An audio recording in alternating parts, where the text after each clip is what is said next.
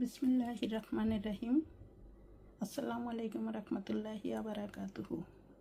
আজকে আমাদের দুপুরের খাবারের মেনু থাকবে নিরামিষ লাউ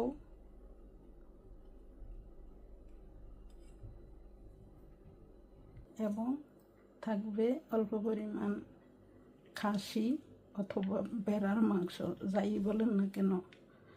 ইউরোপ আমেরিকায় বাংলাদেশি ছাগলের খাসি পাওয়া খুব টাফ, তাই আমরা ভেড়ার মাংসকে খাসি বলি।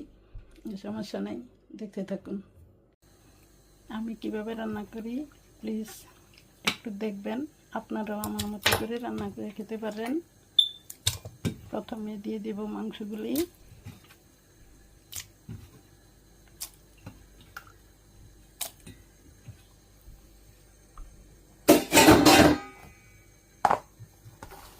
তারপরে দিয়ে দিব পিস পিস করে কেটে রাখা কিছু পেঁয়াজ।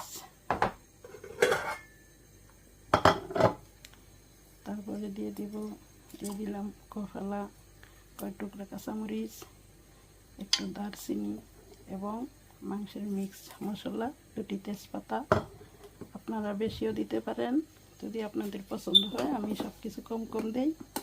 এবং দিয়ে দিব অল্প পরিমাণ লবণ, একটু মিক্স করে নেব অলিভ অয়েল, তেল অল্প পরিমাণ।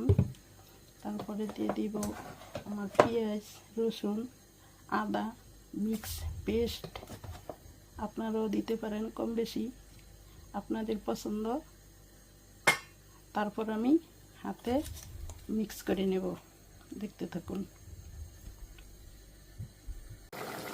মাংসগুলো কিছুক্ষণ কষিয়ে নিলাম। এখন আমি দিয়ে দিব কিছু কুচি করা কেটে রাখা টমেটো টুকরা।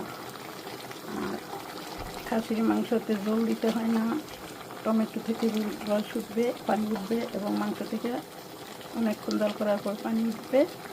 আপনারা একটু জাল খেতে পারেন, বেশি জাল দিয়ে। আমি কাঁচামরিচ দিয়ে রান্না করলাম আজকের মাংসটা। আমার কাছে এইভাবে রান্না করলে মজা লাগে, আপনারাও খাবেন, দেখতে থাকুন।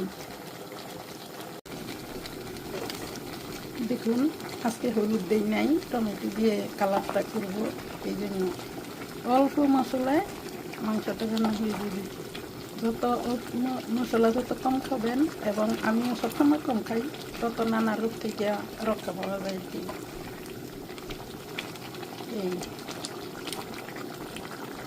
এভাবেই আমার রান্নাটা আজকে শেষ হবে, শুধু কষিয়ে নেব। আবারও ফিরে আসলাম মাংসের রান্নায়। আমার মাংসটা হয়ে গেছে রান্না। এবার নামানোর কিছুক্ষণ আগে আমি কিছু লেবুর রস দিয়ে নিব। লেবুর রস দিলে খেতে টেস্ট হয়, পারফর্ম অনেক ভালো আসে, আপনারাও দিবেন। হয়ে গেল আমার কম মশলায় টমেটো মিক্স খাসির মাংস। এখন নামিয়ে পরিবেশন করে নিব। Thank you so much. Please সবাই আমার আইডিটা সাবস্ক্রাইব করবেন। Thanks again.